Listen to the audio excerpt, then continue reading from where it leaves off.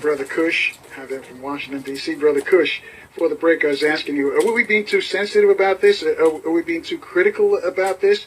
Because after all, we had comedians like Flip Wilson dressing up as Geraldine, and we've seen it come all the way down the years. Wayne Brothers, we've seen Martin Lawrence, Tyler Perry. A bunch of our comedians are doing this. So are we taking this, are we too sensitive about all this? Well, when you look at our community and the condition that we're in, I mean, anything that's relevant, we're rock bound, we're dead last.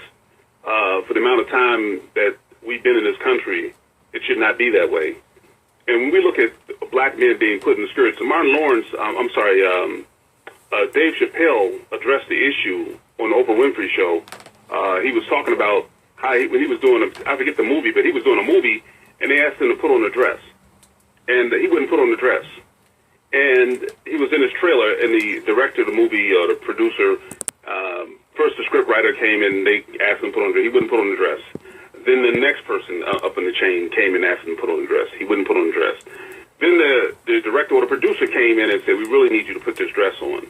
And Dave Chappelle, eloquently explained how he was saying, why do I need to wear a dress? And they were saying, because it would be funny.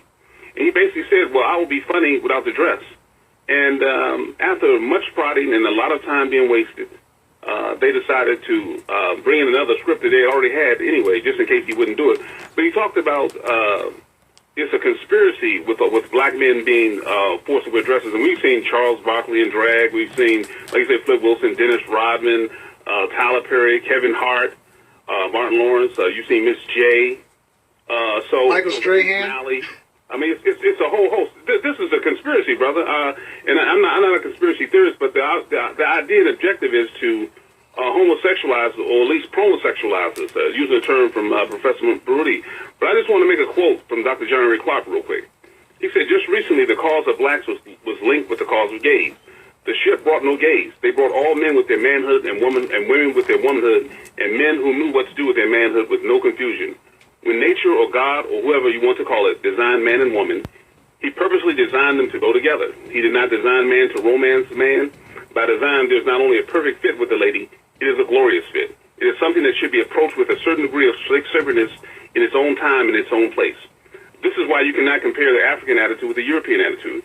They are coming from different cultural points of view. The European living in various climates and the Arab living in the sand made different uses of the female and developed a different attitude towards the female.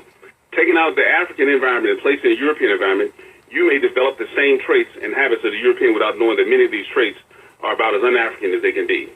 So it's no doubt there's a culture being forced on us that's outside of what we know, what we can use as a people to progress. And, I'm big on the idea of progression. So we got Eastern behavior.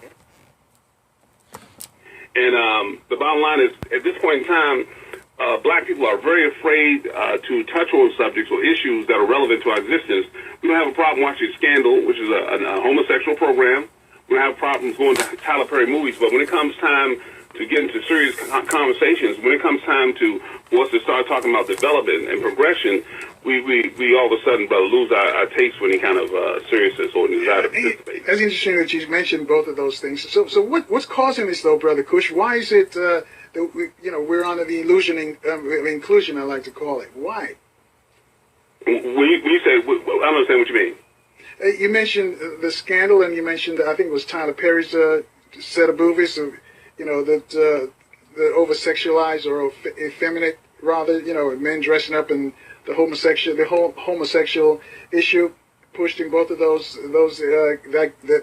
TV series and all. I don't know, because I haven't watched it, so I'm just taking your word for it. And Tyler Perry's stuff, because I see him always dressed as a woman. I meant to call you Carl.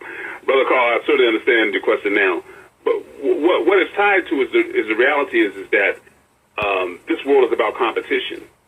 And we have to understand that things are placed in our path so that we won't be able to compete. One of the things that's placed in our path is the destruction of the black male. That's first and foremost. The black female also, but first and foremost is the destruction of the strong black male. So once the black male is confused, once he has become marginalized, then it's easy to continue to exploit us and exploit Mother Africa, which is our holy land. But we have to look at the fact that in most situations where you have cultures that are clashing. I'm speaking of African and European. Homosexuality or the feminization of the male always takes place. It took place in Iraq and particularly in Iraq when the U.S. invaded Iraq. They were at one point talking about dropping a gay bomb on them, if you can believe that. They're actually in the lab trying to develop a bomb that would make men gay. Well, the point and purpose of that is, again, to ostracize the male, to weaken the male. Therefore, they won't fight, and they'll be easy to exploit. All right, 800-450-7876. Speak to Brother Cush. Brother Cush, another recent actor, former football player, Michael Strahan. He's on TV on Fox on the football pregame show, and he's also on some of the show in the mornings as well.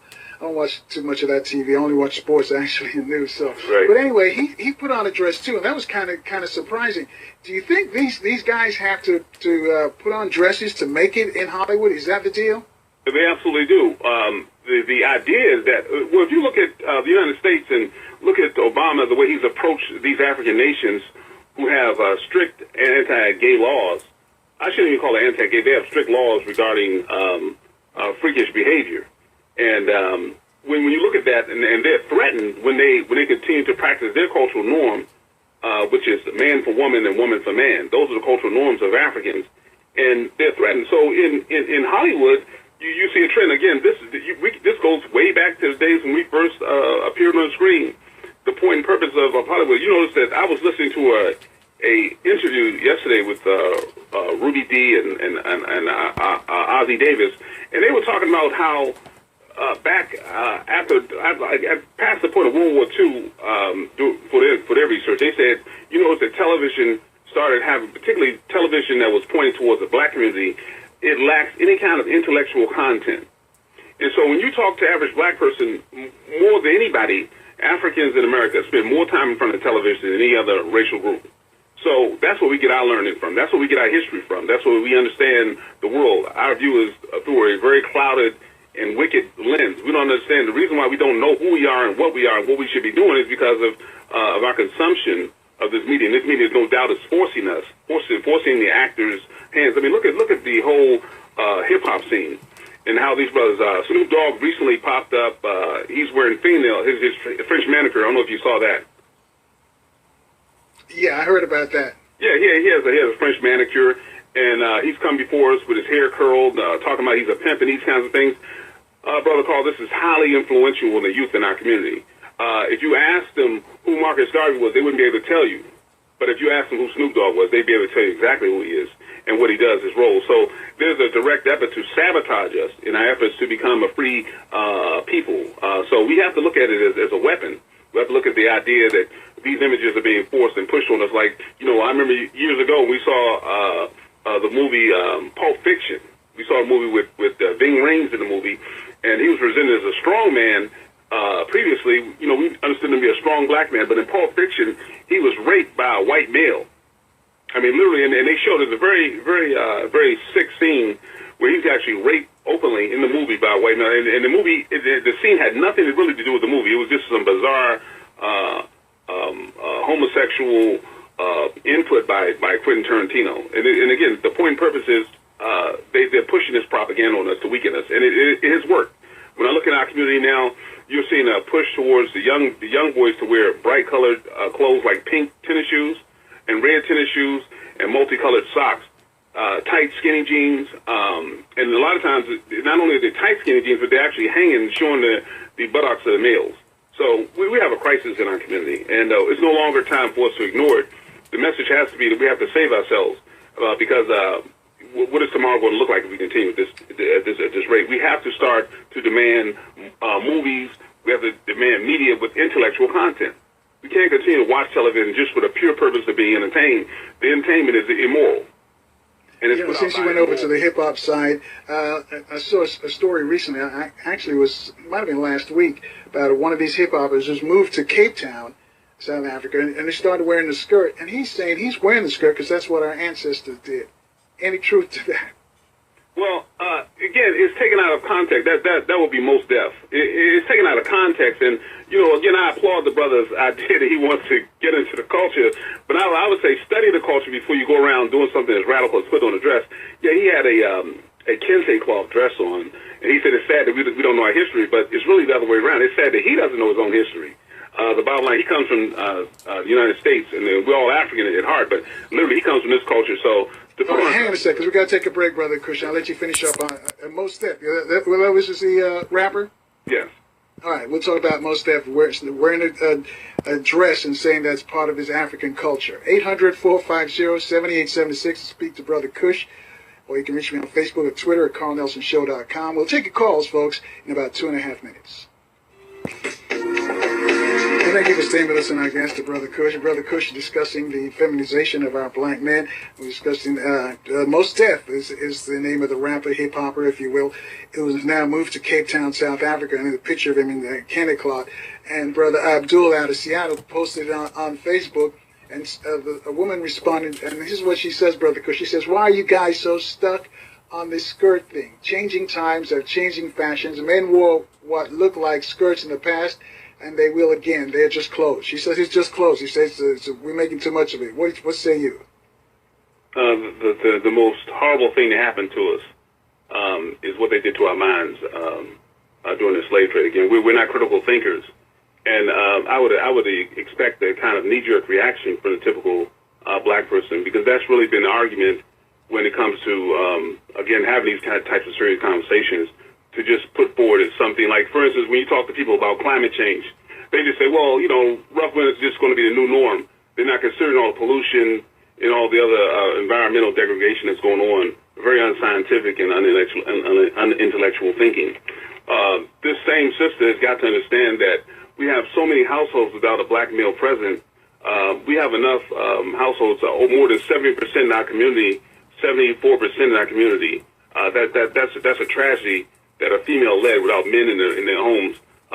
There's a lot we can do, but putting on skirts is not one of those things we can do to progress and regain our confidence and our consciousness in our community. 800-450-7876. Go to calls. Let's go to line one. Kafa Kafri in New York City. Brother Kafa Kafri, you're on with Brother Kush. Yes, Hotep, Brother Kush. I'm Hotep, Brother Carl Nelson. Brother Kush, I agree with you 110%. They're pushing this on us. I'm from the Caribbean. I was born in Trinidad.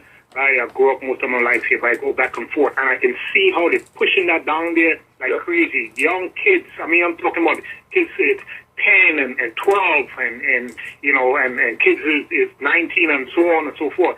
And the homosexuality down there is getting out of hand, and they're looking to legalize it now, and and also they're looking to teach it in the schools. So you're 100% right. I agree with you on that. And we have to be like-minded. I'm here. I'm educating my daughter. My son is 23, but still, let him know what they are trying to do to us. And also, I listened to the brother Irritated Genie on One Horizon. Yeah. And he also talks about this too, and he have a few DVDs. Are you familiar with the brother Irritated Genie? And if so, where can we pick up some of your information, your books and tapes and whatnot, and learn more about it? Yes, you can go on our website, www.pkbstore.com. That's www.pkbstore.com. Or you can call us if you want, 202-207-7886. And someone always answers the phone, 202-207-7886. That's Positive Comedic Vision. Yeah, so, there's been, and really for me, it's been an attack on us as a people, particularly on the black male. They have promulgated a relentless campaign of homosexual behavior in the black community, and basically normal people in general. And so it's absolutely critical to the goals and objectives of white supremacy to inundate the black community with homosexuality. We have to understand it. We have to be honest about that. And that's a very tough deal to face for a lot of us, again, because we're not serious most of the times. So we've seen the infusion of homosexuality and feminization in the black church, in the public school system, black music, in the fashions, and even in the black nationalist movement. You remember recently, Brother Carl, they attempted to homosexualize Malcolm X, and they're still attempting to do that. Wow. So you're saying this is deliberate? Who was a complete degenerate. He was not only a degenerate, but he was also a sellout. They turned him into a hero. They didn't lionize him, make him a hero for civil rights, and he was not. He turned on the black community. But we're willing to ignore all of that. And then recently, a few years ago, we saw Donnie McClurkin being attacked for announcing that he was renouncing homosexuality. He personally would not practice the behavior anymore. There's no doubt an attack, and we need to look at it just for what it is. It's an attack.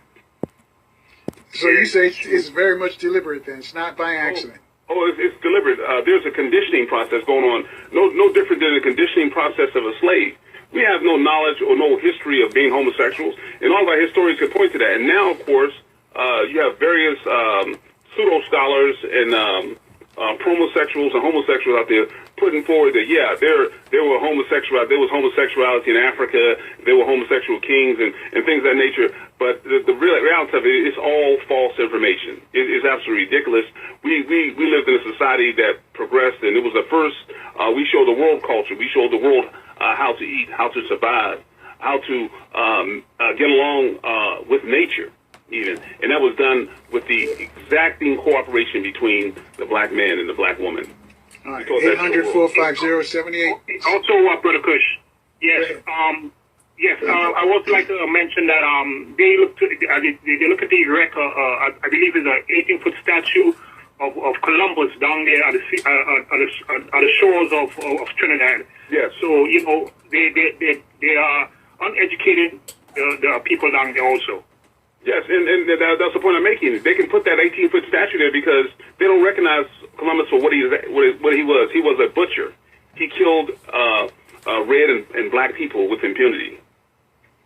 And you know what, Brother Kavakari, brother, he's down in Trinidad right now. In fact, he just left and went to Suriname, and that's his name just slipped out of my head. Wow, somebody help me here. The brother who's related to Freedom Fighter. Freedom Fighter. Yeah. He's down in Trinidad, and he's actually going to Suriname, and he spoke in Trinidad because they wanted him. So if that brother, if he's still on the line, if you have people down there, and you can tell them that he's down, and I'll pull his name up in a minute because I'm drawing a blank here. But anyway, let's take another call while I search for his name. Brother Umar Johnson. I'm sorry. The senior moment. Brother Umar Johnson was down there this weekend. Yes. So, and I'm sure he will tackle that question if you say the young people in Trinidad are doing that. 800-450-7876. Keep going. Let's go to line 3. KO's in D.C. KO, you're on with Brother Kush. Brother Carl Nelson, the world's greatest talk show host with the world's greatest talk show, and one of the world's greatest fighters, Brother Kush. I'm telling you, the people, look, we got what we need to win. We got people like Brother Kush. I mean, I think one of the problems we got is that we, who I'm talking about, African Americans here, my generation, we have become probably maybe some of the most hypocritical people on the planet. What I mean by that, a lot of us my age, we know what's right. And we know when we hear, our heart can hear better than our ears when we hear the truth from Brother Kush or others that we hear. But rather than admit that we are addicted to something that's very smelly, I won't say what it is, we won't admit that we're addicted to that and that it's bad and we really need to fight against it. We try to make it all right, like the European taught us to, because that's what they've been doing. And I'll say the last thing is this.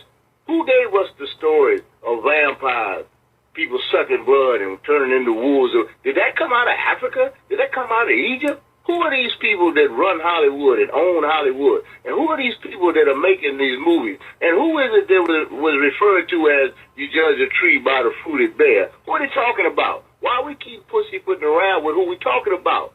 They have always been on the attack.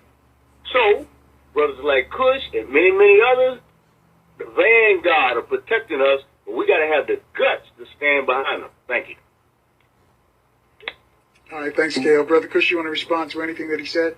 Brother Kale said it all, and I'd just like to add to it is that if anyone that don't believe what the brother is saying or want to disagree, we have to look at the results. Let's look at where we are right now. we don't have any resources in our community. I'm living in Washington, D.C., and we're right next door to Prince George's County, which is supposedly the richest and most well-educated group of black people in the United States and possibly on planet Earth. And we don't have any business conglomerates coming out of that community. So we have a real serious problem. We're still very much slaves, and even in 2014. Is it because there's some sort of disconnect between those who have, quote unquote, made it and the rest of us who are still out there struggling? Those who have made it cannot identify with us. Is that the problem? Well, the thing is, we understand we have to be taught certain ideologies, and we're taught that from the time we enter school. I was just talking about how when I was in school, it wasn't until I was in junior high. I'm sorry, I didn't. It was when I went into high school. I'm sorry. Right. Hold that thought right there, because we're going to take another break, Brother Cush. We got a traffic and weather update. I'll let you finish on the other side. Folks, you too can join the conversation with Brother Cush. What's happening to our community? Is it by design or accident? The feminization of our black man. 800-450-7876. That's 800-450-7876 to speak to Brother Cush. Take your phone calls for him in about 2.5 minutes. Any serious black history until I had entered high school. And even then, it was all about being enslaved. Who was writing the curriculum for the schools, and what's the point and purpose? The people who are writing the curriculum for the schools are racist, white supremacists, and that continues even to this day. So the bottom line is that, of course, all this is on purpose, and of course that this is a very meticulously crafted system, again, designed to make sure that we don't gain any type of momentum, that we don't have any type of progress. And, you know, it's kind of scary when you think about the fact that a vast majority of us don't want to get involved in any kind of serious dialogue about it because we are having so much fun because we're so blind. So we're not overcritical as far as you're concerned. We're not critical enough. You know, we never complain. We have when we're inundated with a bunch of Tyler Perry movies and comedians coming in and out of town. When we turn on the radio dial, you know, we're hearing the N-word thrown around. And incidentally, you know, there's an issue going on right now with the NFL. They are preparing to for the second year to attempt to ban the N-word, the usage of the N-word. And again, you can tell, you know, how we've been destroyed culturally just by the fact that so many black people are holding on to the N-word like it's oxygen, like it's as important as oxygen. And what's really interesting is about that, and I'll tell you how you know it's planned. Before, if you said anything remotely, you know, like the word faggot, or you said baggy or something like that, it wasn't a big deal. Now that word is banned, and it was in a relatively short amount of time. So any word can be banned. Just the right people, the people in power, decide what they're going to ban. And trust me, brother, they're not choosing to ban this word. There's a good brother who's behind a movement to ban this word in the NFL, but it's the black men in the NFL that want to fight this term as though it's the biggest issue today. And when they're considering the fact that it's difficult to you know, divorce that term, think about the fact that we've divorced the so-called homophobic terms, although I don't even agree with the word, like a made-up word like homophobia. Look how quickly we were able to renounce and ban those quote-unquote anti-gay words and statements in the locker room. Yeah, it seems like a movement. 800-450-7876. Go to line 1. Doc's in Maryland. Doc, you're on with Brother Cush. Hi, Brother Cush. Hi, Carl. How are you? Hey, how you doing, brother? I'm doing good, man. My wife and I have been talking about this for the past number of years. It's not just black kids. It's all boys. They are, if you act like a normal boy, they put you on medication. You still there?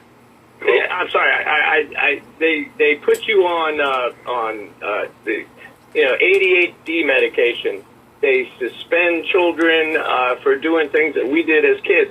And they've given children rights, and they're filling their heads. You're right, they are brainwashing them, but it's even worse than you realize, because normal behavior that we displayed as kids is now outlawed, and there's so much going on that it's really difficult to like you say, discuss it, because it gets involved in politics.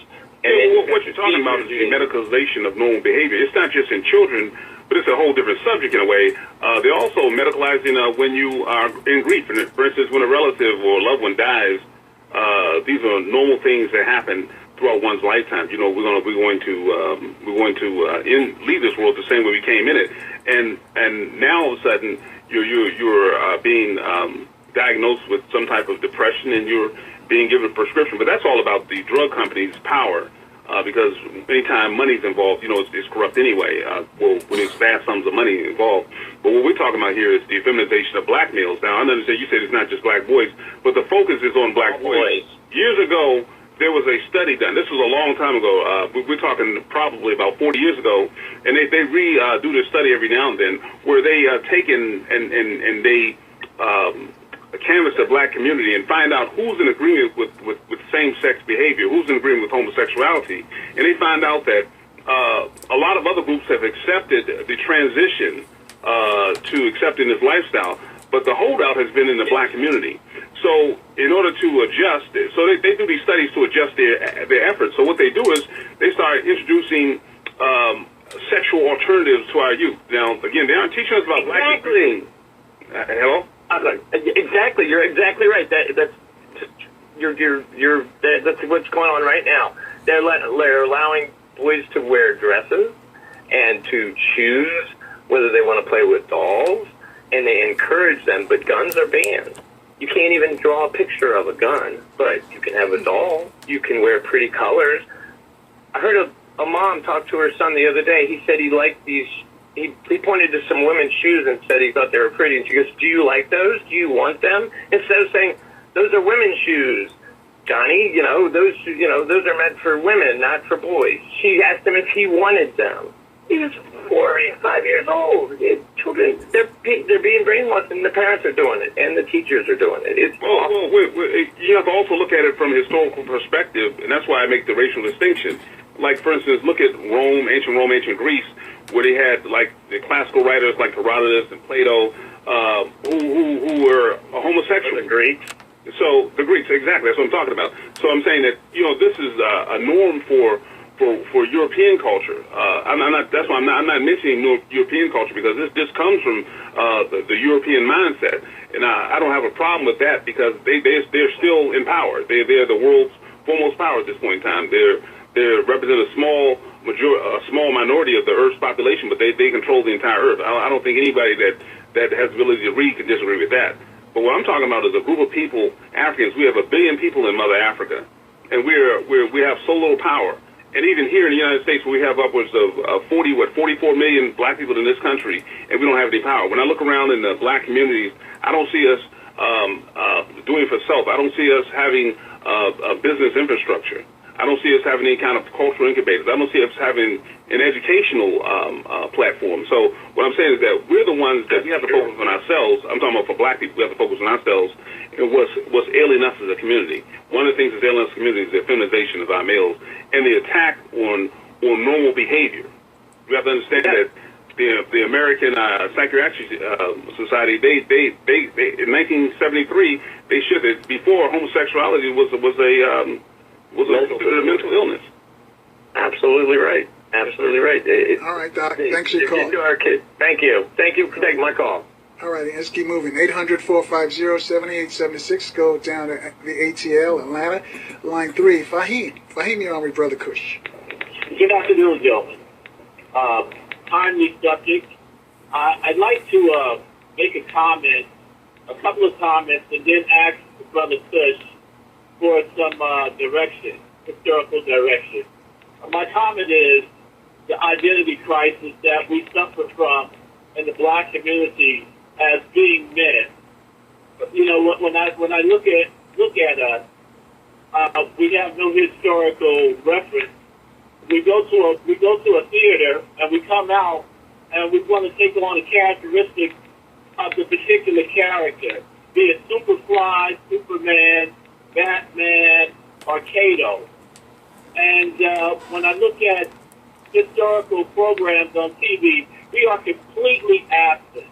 And where the story is about us, they change the appearance of us and the history of it. I recently went to a black bookstore in Atlanta, and I was happy to know, wow, this is black book, this is black book. And I bought a book on Hannibal. When I opened up the book, it said this is absolute, pretty much the absolute truth about what happened in Carthage. And it started with black people, what they do when they wanted to reign and different things like this is they kill babies. And it put us down, and it started anointing them. But the Caucasians, the Europeans, they were God-fearing. And the book went on, and it just got worse where I couldn't even read it. So I'm disillusioned as to where to even find black history. Most recently, Kip Gates put on a TV program about many rivers to cross. But it's just still, it's just, and it was, I do see it as important, but it was just dealing with us as slaves.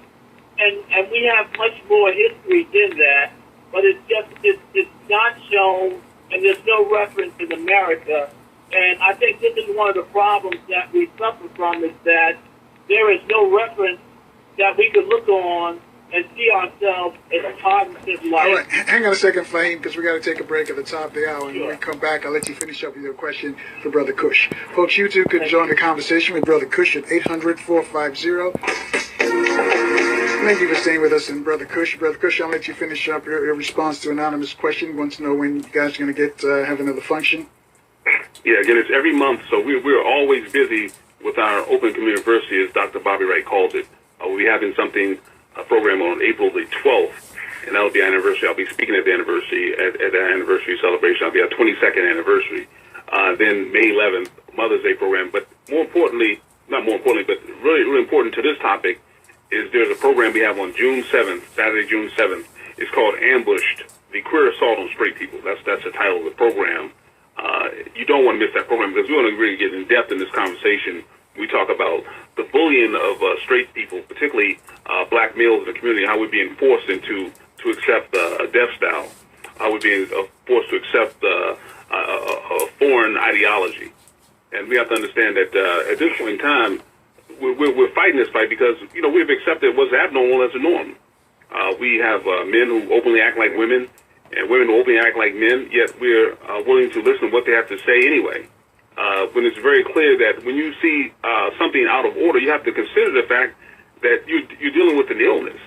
And we have to understand that sick people make other people sick. So it's my responsibility and responsibility of other sane Africans to try to help our brothers and sisters. I'm not speaking out of hatred. I'm speaking out of intense love of our people. That we have to help each other. We have to come out of the madness of Europe. And when Africans in general, when we observe anything that's out of natural order, defense mechanism automatically kicks in. Brother Kush, there's a bunch of folks who want to talk to you, so if you can show up on the answers, appreciate it. Thanks, Anonymous. Thanks, your call. Let's go line one. Kassanji in Maryland. Kassanji, you're on with Brother Kush. Is Kassanji there? Yes, I'm here. How you doing, brother? Go ahead. How you doing, brother? Hey, glad. Hey, brother, I'm really glad you bring forward this topic to the forefront. I just had one quick question. As you said, the feminization of the black males in our community, it used to be very subtle. Now it's definitely out of the closet. And you talk about the healing needs to begin at home. How would you address family members in our community when they come around and they make comments to the point that, we have family members, we have brothers and nephews and sisters that are into this lifestyle and need to embrace them? How would you address them, sir? Well, it doesn't matter whether they're family or friends. We again, as long as they're black, we're operating out of a sense of love. And my advice would be to let's simply embrace our families, and let's try to direct them in towards information that will get them out of the behavior that's anti-African and that's really anti-life. And I'm not saying this is not some kind of a fairy tale, brother. We're not going to be able to save everybody. I know that. We have to try to work hard as we possibly can to save our people, but we're in a very serious fight. And at this point in time, there are very few of us who are serious, who are serious about this fight. And for the people in our family, we have to understand that Dr. John Henry Clark talked about in the Revolution, you know, you don't have family and friends. You got people on this side, and I'm paraphrasing, and people on that side. So even for family, and this is with love, we have to tell them that they have to divest themselves from this anti-black lifestyle. They have to divest themselves from what hurts our community. And homosexuality, feminization, is something that hurts our community, particularly for a lot of black women who are raising sons. You have to be very acutely aware of what's going on, and you have to understand that there is something called racism, white supremacy. So that's where I would start, because the story starts with the idea that we are not Europeans. We are an African people. We're the first people on planet Earth, and we have a very specific history that had the roles lined up. Spelled out for what a man is and for what a woman is. That's been very clear throughout history, and it's the reason why we were so successful for such a long period of time. So the bottom line is, and just short enough, the answer is we have to express love, but also teach. We learn so we can teach. I appreciate that, brother. Let's keep the fight going, brother. Appreciate it. All right, thanks, Kasanji. Let's keep rolling. At line 5, Sister Methuselah. Sister Methuselah? Methuselah, yes, brother. Methuselah. How you doing this evening? I'm doing fine. How you doing, sister? I'm doing real well. My question to you is, what do we do about our sons being effeminized? Do we boycott the athletes who are standing up for it? Do we boycott the entertainment industry that is saying it's okay and it is giving us these movies and people like Tyler Perry? Exactly what do we do? How do we get our sons back and make them understand that the path that they're going on is a path of destruction of their souls, of their minds, of the community? If you could give us some solutions, I greatly appreciate that. Now I'll listen to them off the air. Peace. That's an excellent question, sister. I really appreciate that. Well, how do we do that is, first of all, and this is to the black women that are listening and who are reasonable. You know, a lot of us are not reasonable. You have to first and foremost seek a strong male out a strong adult male brother out for your children, for your male children particularly, to be a jegna, as Professor Rudy tells us, to be a leader, to be an influence on your children's lives. Because as a woman, you cannot teach him how to be a man. You cannot show him all the different avenues and methods he must use to achieve manhood. Because most of us achieve malehood, but we don't achieve manhood. One of the things we got to do is not necessarily boycott, because they're going to get a heaping dose of the NFL, of sports and entertainment. No matter if you boycott in your own house, you're not able to basically stop your child from being influenced by it. I suggest really sitting with your child, your male and your female children, and making comments as they're watching the program, and letting them see what the tricks of the trade are. Explain to them what racism, white supremacy is. And again, we have to start to bring them out to these forums, bring them out to forums like the one we have in next month on the 12th of April. Because a lot of times in our community, the persons who are serious, we ask, what can I do? Well, you can start by participating. There's still people who are involved in the fight who realize that there is a fight out here, and we have to understand that in order for us to be victorious, we have to get involved physically, and that's very important. That there's still a lot of groups and organizations out here doing tackling relevant issues and doing relevant things in our community. That's the short answer. All right, keep going. Thanks, and that's a good question too, because a lot of sisters are rearing young men and looking for some sort of example to put before these young men. 800-450-7876, line 3. Joe's in D.C. Joe, you're on with Brother Kush. Brother Carl, how you doing? We're great. Good. So, you made my day today, Carl. Look, I'm sitting here driving home from work as usual, just sweating and working hard. And you got Brother Kush on the station today. Damn. I mean, wonderful information. I appreciate it. Honestly, as one of your loyal listeners, I feel I can say this. I want him on the air more often. Because the way he's not compromising, he talks straight, direct answers, it really gives me that energy to continue on to, move forward and do the right thing in my life. You know what I'm saying? Now, Brother Kush, I got a question for you. Yes, sir. So, I watch the news and everything. I see Obama. He's over in Africa, talking to leaders. And what I'm noticing, he's always slipping in, y'all need to change the rebellion laws towards homosexuality. When the majority of our black African people in Africa don't even have potable water, food. I mean, this is like one of the things on the list of things, it's not even on the list of things that we need. It's not alone just to understand who we are as a people and just come up from the condition we're in. And he's always pushing it. So I want you to talk about that and just, just explain it to me. And, go ahead, brother. Go ahead. Thank you, brother. That's also a very important issue, and I touched on it earlier. But to get in depth with it, very briefly, we have to understand that Obama's a part of a white supremacist machine. And I think that blacks have understood that now that time has passed and he's in his second term, that it doesn't matter the color of who the president is, as long as we don't ourselves decide to pull ourselves up by our bootstraps, as long as we ourselves as Africans don't decide to do something for ourselves, no one's going to come in and save us, particularly coming out of the political or the business realm, the white business realm, I should say. We got to understand that there is a competition going on this planet, and the races are competing with each other, whether you like it or not. That's the way it is, and we have to get into the competition. We have to gain back our respectability. We have to gain back our power. The way we're going to have to do that is those African leaders over in Mother Africa, the president of Uganda and the president of Gambia, the president of Kenya, and even the president of Nigeria, believe it or not, they're all fighting. They're slamming President Obama for his gay rights bullying, because that's what it all is. But we all know who's behind it. You have to look at the backers of Obama and look at the fact that, most of the persons that work in the White House of a particular ethnic group. So we have to understand that is their agenda. And he was put in place to put their agenda forward. And that's happening because, again, we are the last holdout. If they can just get African people to accept this misbehavior, if they can get black men to not understand their role and what they must do, then of course they will continue to be successful and even more successful. Look at Mother Africa, right there. All the resources that it has. Hang on, Brother Cush, because we got to take a break. Joe, thanks for your call. 800-450-7876 is the number to call. Speak to Brother Cush. Take your phone calls for him, folks, in about 2.5 minutes.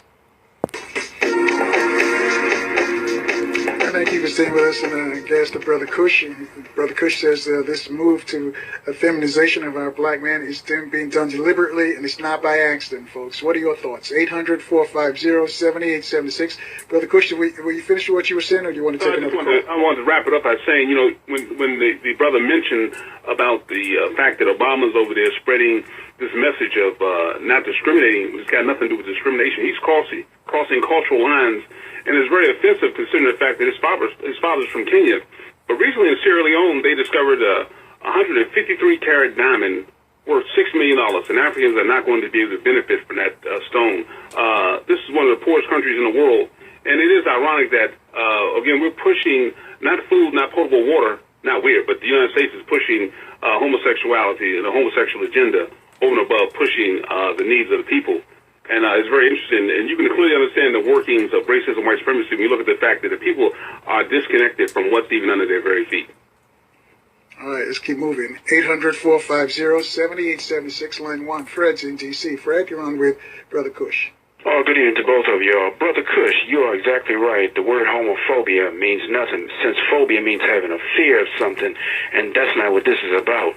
But following that statement, does your book Ambush cover the correct terminology for gays that hate and fear heterosexuals? And my final question is, what does openly gay mean? And I'll hang up and listen. Okay, well, now it's not a book; it's actually a lecture called Ambushed. And I think the second part of your question was there's 3 parts. The lecture Ambush is going to be again on June the 7th. If you want more information about that, you can contact us at our website, www.pkbstore.com, or you can call us 207-7886 on area code 202. Openly gay is when we're talking about historically persons, particularly in our community, who were practicing a homosexual lifestyle were quote unquote in the closet. They would hide their so-called homosexuality, and with the advent of this this brutal media storm that's hit us, where we're being told we have to accept this lifestyle. Not only accept it, but we must participate in this lifestyle in one way or another. Persons who describe themselves as homosexuals have come out of the closet and put straight people in the closet. And of course, like you said, I don't ascribe to terms like homophobia. I would contend that persons who are the bullies, the homosexual bullies, are nomophobes. suffering from nomophobia. So it's very clear, just from a biological perspective, what we're supposed to do with our reproductive organs, and we know that we cannot produce life with that lifestyle. That's what we call a death style. I think that answers your question. All right, let's keep moving. I said a lot of folks want to talk to you, Brother Kush. Let's go to line 5. Samora in Virginia. Yes, hello, Dr. Kush. It's a pleasure to speak to you.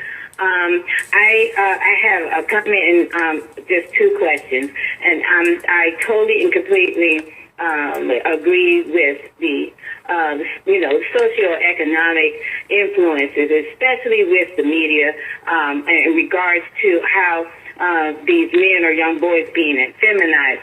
I actually work with various populations and counsel a lot of men and women in regards to how they should raise their families, how they should rear their children from pregnancy all the way up until 5 years.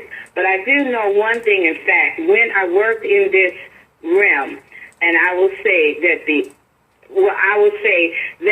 the government is involved in pushing things like soy milk to the babies, where they know that soy milk, the formula that they push on these young mothers, it affects the child from birth. And just one little 4 ounce of the soy milk that they issue them when they come out of the hospital is equivalent to 8 birth control pills, which is going to affect the baby, long term.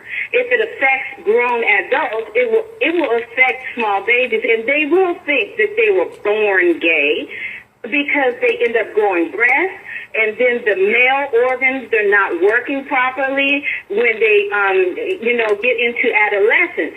And they're not even able to get any erection because they have been pumped up with soy. Everything that you see around you has soy, chewing gum, just everything. So I do agree with you on those things that are being imposed, through, our society. But what I wanted to ask you is why has the church been infiltrated and not doing anything about it, especially in the D.C. metro area? When I moved in this area, I have never in my life, and I served several years in the military, I have never seen such a high concentration of men, especially in the church, that are just flamboyant gay. And that is where we're supposed to be going to for a so-called place of refuge. And they're being molested. They're molesting little boys. They're molesting little kids. I want to ask you, why has the church been infiltrated? And if the women are not capable of, rearing young boys, who is going to be in the household to rear these young boys if the men are gay, or they're in jail, or they're coming out of jail, or we send them to church and they're being molested by gay men.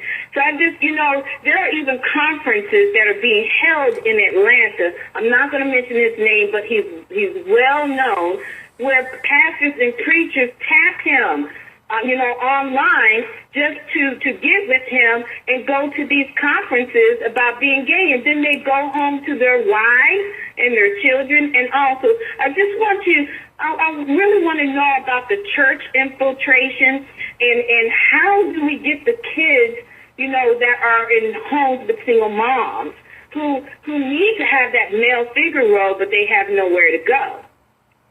And I'll take the question offline, sir. I'll take the question offline. I really appreciate your comments because you brought an aspect that we hadn't previously discussed, and that is the chemical aspect. You're right.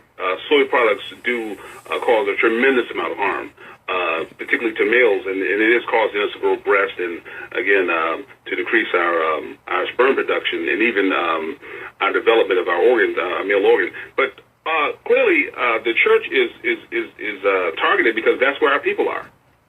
Again, most black people, for lack of understanding history, have embraced religion as opposed to spirituality. And this is on purpose. This religion was given to us. Our religion was given to us first by the Arabs. They gave us Islam, and then the Europeans gave us their version of Christianity. We all know that there's an African version of Christianity. But the bottom line is that we have adopted our religious ideology from people who very well have taken everything from us, and they very well intend to stay on top of us. And so we must understand that, the whole incident didn't surprise me when, I don't know if you're talking about Eddie Long or not, but we know about the incident with him and molesting the boys in his church, and nothing really being done about it except that he was given even more money to continue. We also know that recently T.D. Jakes' son was arrested basically on a indecent exposure, homosexual charge. His son was recently, but we know T.D. Jakes has spoken out against homosexuality, but they're saying that his son got in trouble because of his father's denial of his homosexuality, which is quite ridiculous. The church is getting to our youth, and we have to make a direct correlation. And this absolutely incenses gays when we talk about child molestation and later on developing into sexual deviancy. But there's a direct correlation. There have been plenty of studies done on the subject, and we know for a fact that when you look around and you see people that are acting out in an abnormal fashion, when you see men that are classifying themselves as homosexual out there, if you have an honest conversation with the majority of them, they will tell you that at some point in time they were molested as a child. When you see a young lady that's attempting to act or be a man, most of the time they will tell you that they have been molested as a child. There's been plenty of studies on that. But it is very clear that the church has to be the epicenter of the battle, because, again, we deny this misbehavior just based on our belief in the Bible or our belief in the Quran.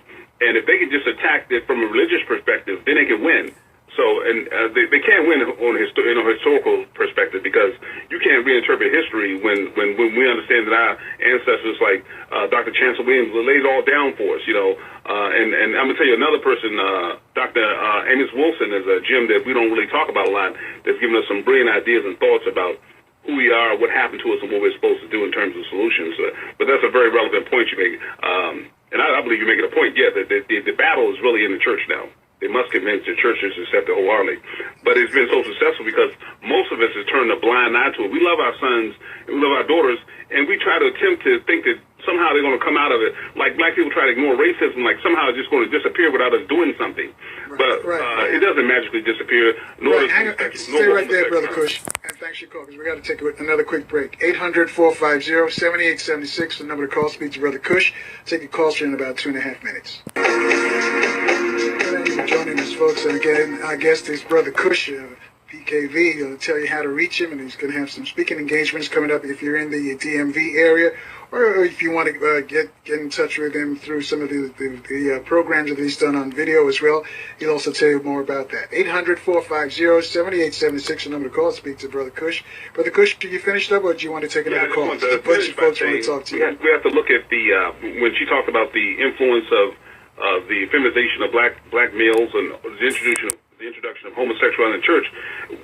We need to look no further than what the Catholic Church did to the Native Americans in terms of freakish homosexual behavior and how they destroyed Native Americans through homosexuality. That's documented. And you want to read about that or learn more about that. Actually, there's some good documentaries about it. One is called The Canary Effect. Also, of course, 500 Nations, and a good bit of other programs. Some excellent reading also on the subject of what the Catholic Church has done to the Native American community, particularly destroyed them through homosexuality. 800-450-7876. Go back to our callers. Let's go to line 6. Mrs. Richardson in Chevy Chase, Maryland. Mrs. Richardson? Yes, good evening, dear, and good afternoon and evening to this great man, Brother Cush. I love him very much, and everything he's espoused, I've espoused a million times on this station since years gone by, and our people doesn't seem to get it, Brother Cush. What is it that the masses seem to be? They want to be in the company of these folk, these Europeans, and they've been brainwashed, like you're saying, to the hilt, to where they don't even see it. They can't. If you can't see something, or either think it or can kind of detect or comprehend what's going on, you'll never know. And I don't believe the masses will ever know, because it's the way it's set through the design, like you're saying. Something that's designed is so cancerous, if it's malignant, what are you going to do? So I'm going to say to you, what do you feel that these people's character? I'm concerned because they, like you're saying, they're the ones ruling our president. You know, I look at them. They're the ones in charge of white supremacy. The 1/10, like Dr. Francis Welsing says, there's only 1/10 of them that's controlling the whole 6 or 7 billion other folks. This is scary. And I tell my people, I say, we don't wake up and smell some coffee, something's going to happen to us, because we're not going to be here. And the way that we're not being able to reproduce through this homosexuality behavior, and Carla had a wonderful doctor on there saying what they do. It's not me saying what they do. I've said it in the past what they do, but nobody takes it serious. They're having 6, 7, 10 partners and having this free sex, and it's even on cable. They have cable homosexual stations. Do us a favor, put in a question for them, because they're running out of time. Yeah, well, Brother Kush, could you please address me when I'm off and tell me, when are we going to recognize that these people are at will? They at will do what they want to do. They're not concerned with black people thinking of it. You remember that saying, Carl and Kush, a white man does not have to respect the black man, and how that sentence go, I forget, but you know what I'm saying. They don't want to, they'll never respect black people and appreciate their strength, because they know what would happen. And God bless you. And please speak to the at will that they have with us. Thank you. But see, I appreciate your comments, sister. You know, appreciate you every time you call. We have to understand that's why Dr. Francis Welsing says self-respect is the foundation for justice. So we have to understand that we have to respect ourselves first.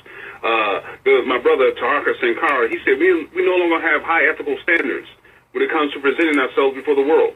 You know, the tactless public display of scantily clad women symbolically represents her as some sort of crude sex toy, available for any perverse desire. He said that the misguided mentality and behaviors of our young boys who refuse to grow into manhood seek validation through unisex clothing trends, ornamental fashion statements, and hyper-effeminate emotional reactions.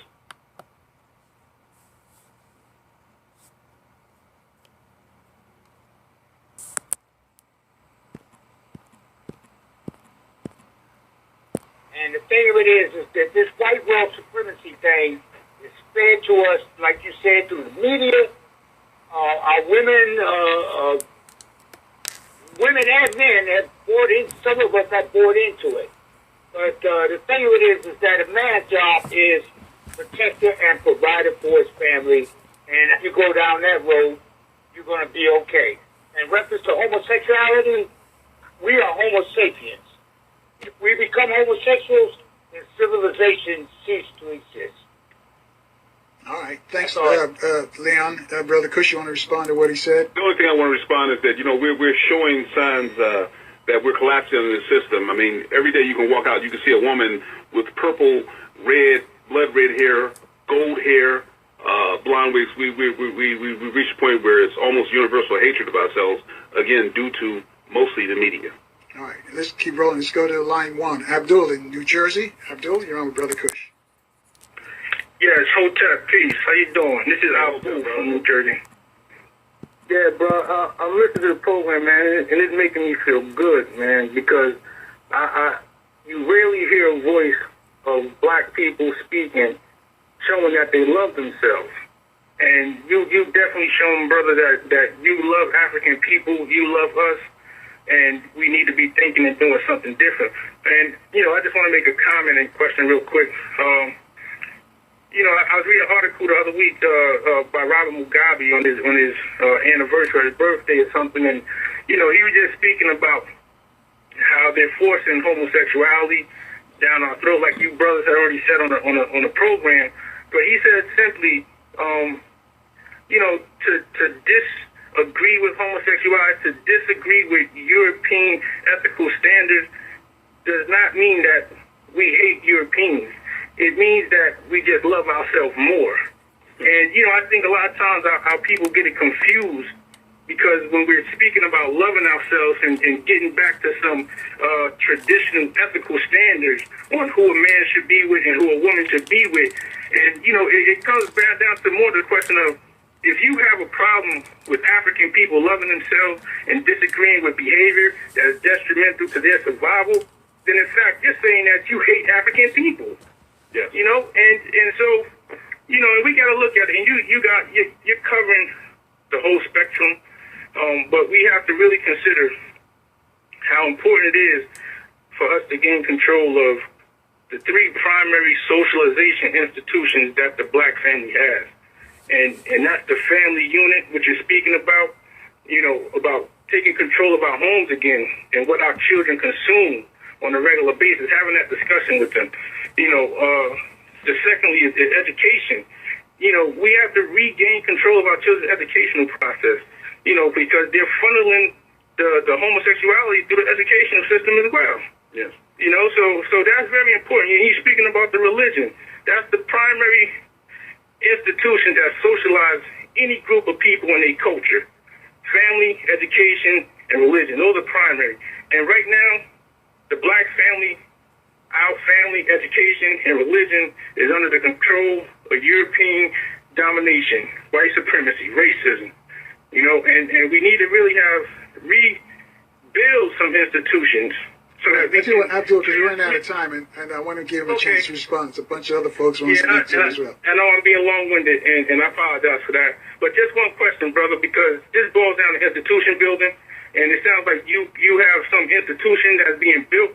How can someone who maybe can't do much support your organization? How about, like, you know, maybe volunteering or economic contributions? How can we support that, brother? Yes, well, that's why we talk about our monthly Communiversity series right here in the DMV that we have on a monthly basis, of which our next one is going to be on April the 12th in Washington, D.C.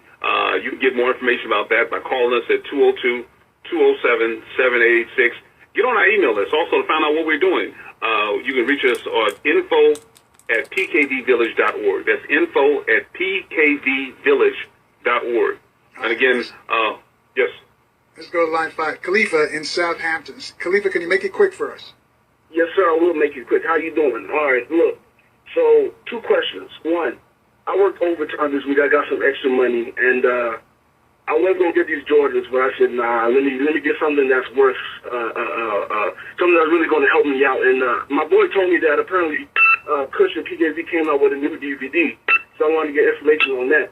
And the second thing is, when did they, the thing I don't understand as far as homosexuality is, when did they make it okay for them to adopt straight children? Like, I don't remember ever. I tell you what, Khalifa, thanks for your questions. Brother Kush, you're going to have to do it in 20 seconds for us. I'm sorry about that.